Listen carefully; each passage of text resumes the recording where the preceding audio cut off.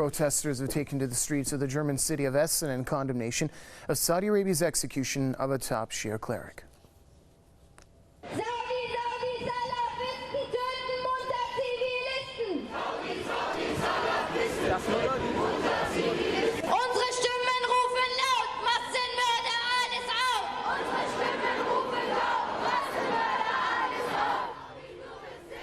The demonstrators held placards with anti-Saudi slogans. They also criticized the German government for remaining silent over the issue.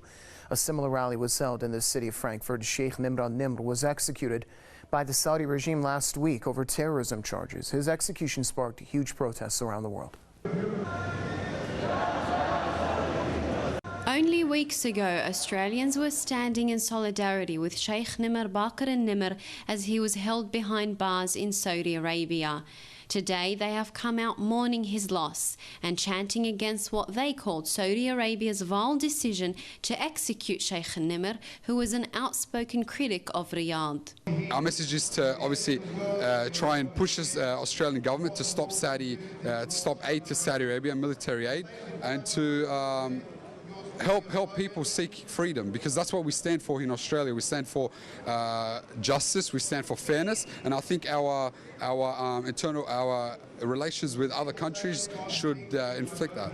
The reaction of Western countries has been nothing short of embarrassing, for one, disgraceful for two, criminal, thirdly, because to not voice absolute disgust at what has occurred to Sheikh Nimr and all the other people that have been beheaded and murdered in Saudi Arabia is a crime in itself. The sufferings of the Bahraini people were also highlighted at the protest.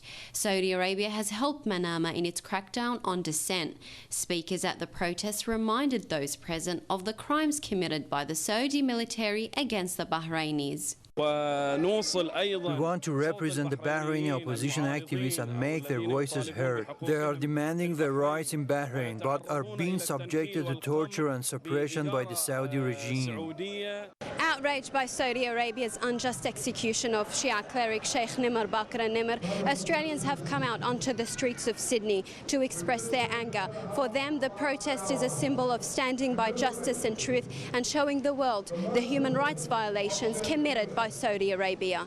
Fatima Wehbi, Press TV, Sydney.